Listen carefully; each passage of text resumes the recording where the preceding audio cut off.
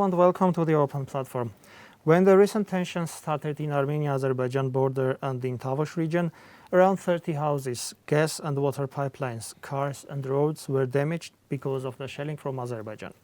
The Armenian government partly funded the reconstruction because besides the government there are other pan-Armenian institutions and organizations supporting Armenia and implementing development projects. Today my guest is Mr. Haykak Arshamyan, Executive Director in Hayastan All-Armenian Fund, and we will discuss the development projects of the fund in Tavush region. Mr. Arshamyan, welcome and thank you for joining us. Hello, thank you for the invitation. Please tell us what is the estimated cost of the damage? The very preliminary estimation is around 200 million drams in Tavush.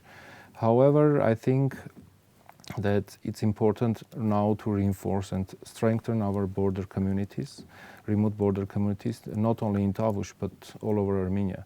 Because strengthening the borderline communities in Tavush means strengthening our security and stability in Armenia and all over the region. That's how Muradyan, All-Armenia Fund, currently is doing a fundraising campaign, implementing a fundraising campaign dedicated especially to empower remote border communities of Tavush. When the conflict started, when the shellings began and when everybody learned about the damages, what was the first reaction from Armenian diaspora and when they learned about the damages?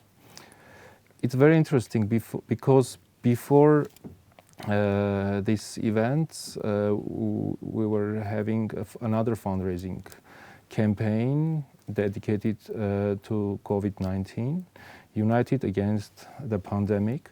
And immediately on that day, our donors, online donors especially, they started to donate money to COVID campaign, however mentioning in the purpose of their donation that they would like to support Tavush, they would like to support our security issues, etc. And we immediately switched the COVID campaign into this new fundraising campaign.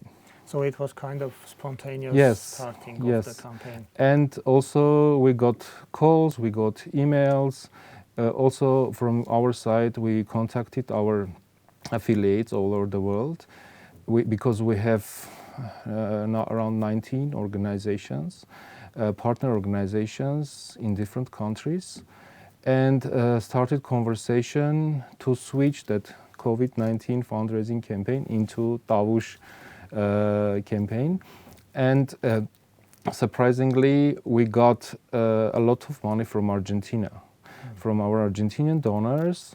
There are several families there, friends together, and they all started to support especially Tavush because before this, for several years, the Argentinian community was supporting many villages and communities in Tavush with building infrastructure, with building schools, kindergartens, hospitals, etc. As we already started to talk about the Tavush region campaign, what are the results achieved so far and what will the money be used for? So far, as of today, we have around $270,000, from which around 70,000-80,000 came from US, from Armenia Fund.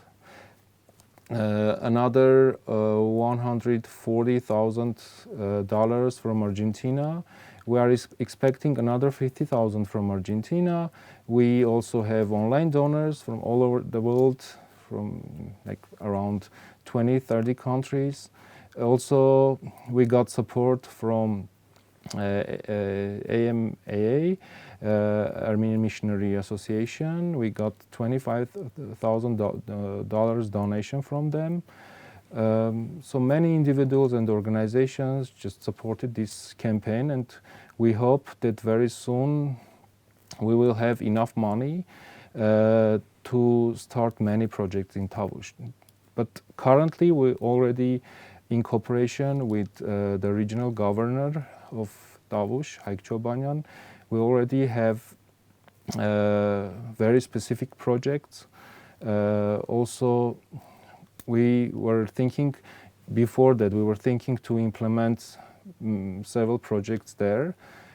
For example, in Baravakar, Himnadram will put $300,000 to build the external network, water network of that community, as well as will support some part of the internal drinking water internal pipeline. And the government currently is building, installing the 2/3 part of the internal network. So it's a very interesting project in cooperation with government that Himnadram is building the external part and the government is building the internal part. And this support came from Great Britain.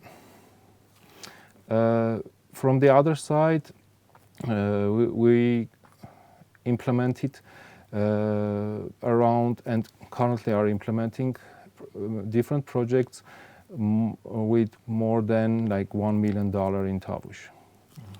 We can talk about that in details later if you want. So you named some projects in details, but what projects in general do the bordering regions, and namely Tavush, need especially for development? The main problem there first is the water, the irrigation water and drinking water. And just recently I got a list of several projects which the region needs from the regional governor, and we disseminated that needs through our partner organizations all over the world, and see how much money they can fundraise for very specific, mostly irrigation water projects. And in the frames of this fundraising, we are going to build the drinking water external part of Baganis village. Before that, Himnadram installed the internal network of that village. Also, we are going to do another drinking water project in Vazashen village and irrigation water project in Chinari village. We currently are installing solar panels on the roof of the Noemberian hospital. By the way, this hospital was under Himnadram's mentorship for several years, and through mostly our USA affiliate, USA partner organization in Los Angeles. And we supported them before with medical equipment, with trainings. We have a special medical mission together with Adventist Hospital located in Los Angeles, and every year around 80 doctors are visiting Armenia and Artsakh, Armenia in Noemberian, by the way, and doing a training for the doctors, helping them with surgeries, etc. So, and currently there is going the installation of solar panels on in that hospital. You talked about those projects which are estimated and which are assessed by the professionals, by the people who are engaged in it. But what type of projects do the people need and expect and express their wishes and wills? What can you tell about this? Mostly people, I think the communities, they are in need of tools to start small businesses. Tools means the water, cuttings, helping them in agricultural field. Also doing trainings for the villagers is very important, especially in the field of agriculture. By the way, Himnadram built more than 100 greenhouses in Tavush region.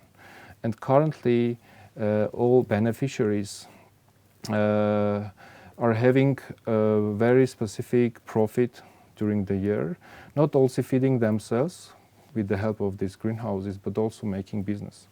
So I think we need to also expand this part as well, like supporting micro business through providing, for example, greenhouses, new technologies to the population of Tavush. As we talked about the general projects in bordering regions, I would like to ask you to comment about the implemented projects of 2020. How many of them there are and the cost of the projects? Yeah, we have a lot in Tavush.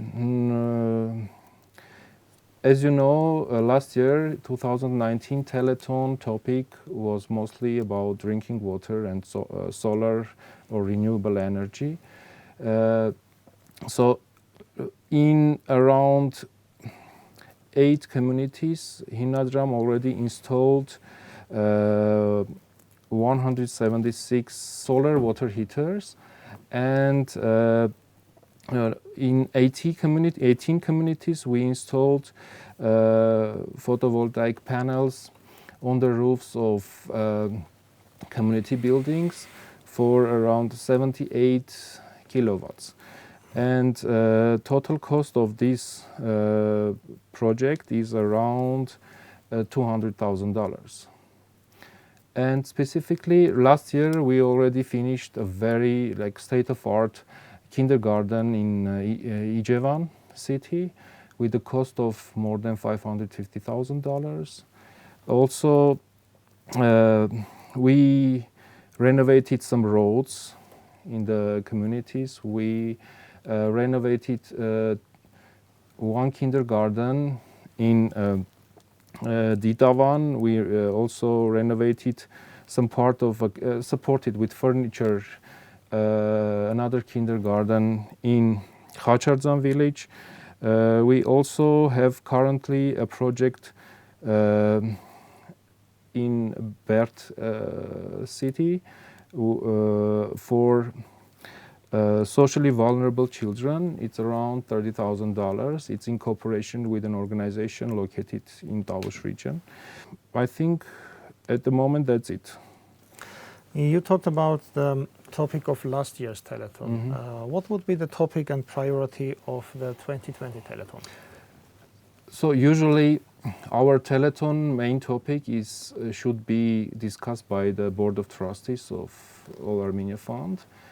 And we are thinking already and doing estimations about switching this Tavush campaign entitled Empowering Remote Border Communities. So it means that it can include several borderline regions of Armenia as well as the whole Artsakh, because this campaign includes building infrastructures, water projects, renewable energy projects, small businesses, micro businesses, as well as healthcare.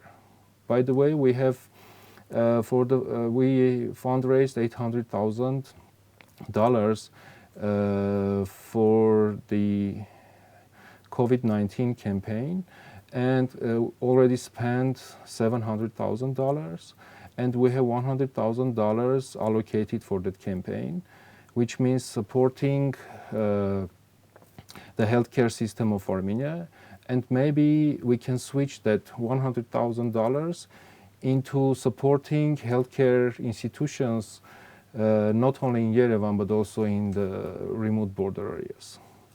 And I think that this campaign, this topic, supporting and empowering the rural communities which are located next to the borders, will be very, very helpful and interesting project.